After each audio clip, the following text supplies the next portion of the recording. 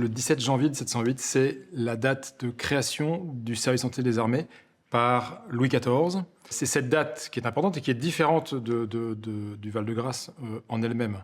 Les États ont commencé à comprendre qu'ils devaient réglementer la santé, et ils l'ont fait par le biais d'abord des armées, et c'est vrai également en France. Louis XIV a créé les Invalides, Louis XIV a écrit l'édit du 17 janvier qui a créé le service santé des armées. Le Val-de-Grâce, c'est autre chose. C'est la Convention qui décide d'attribuer ce monument national, qui était l'abbaye royale Notre-Dame du Val-de-Grâce, au service santé pour y créer un hôpital d'instruction, un hôpital de formation, comme il en existait déjà à Strasbourg, à Metz et à Lille. Et donc à ce moment-là, à partir de 1796, à Paris également. Ce site du Val-de-Grâce est très symbolique du service santé parce que c'est la formation essentiellement qui porte ce côté symbolique. Depuis 1796, date de la première leçon inaugurale, ici au Val-de-Grâce, les praticiens et puis les personnels paramédicaux sont passés ici pour leur formation initiale, leur formation continue, leur formation à la médecine du combat.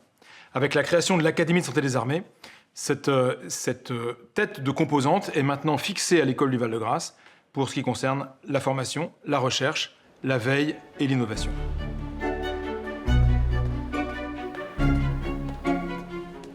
Quelques grands noms, grandes époques ont marqué l'histoire du service santé des armées. Ambroise Paré, d'abord, au XVIe siècle, qui invente la ligature des artères et l'amputation très rapide. Bien sûr, Louis XIV, qui crée le service santé avec l'édit du 17 janvier 1708.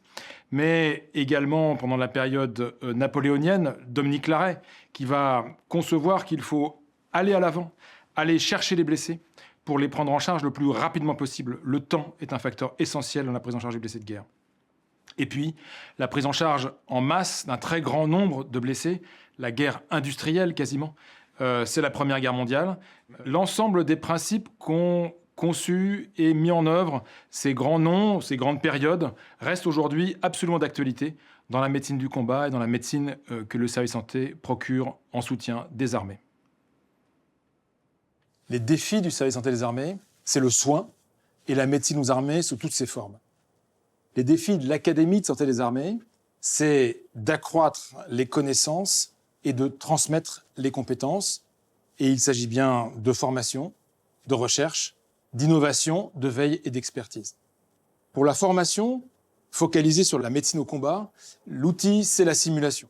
Cette simulation se fait avec des blessés grimés, des plastrons, avec des mannequins, mais également avec tous les nouveaux outils de transmission de savoir numérique, l'ensemble formant la simulation hybride qui soutient l'augmentation forte de la formation de la médecine du combat dans la formation initiale, mais aussi le maintien des compétences, la formation continue. Pour la recherche, c'est d'orienter les travaux de recherche sur les domaines qui concernent le blessé de guerre, les domaines de risque principaux qu'encourent les militaires en opération ou au cours d'opérations de guerre. Pour l'expertise et la veille, c'est soutenir la santé de la force, une force qui est prépositionnée, qui est déployée dans des théâtres d'opération. Tous ces éléments soutiennent bien la devise du service santé des armées, votre vie, notre combat.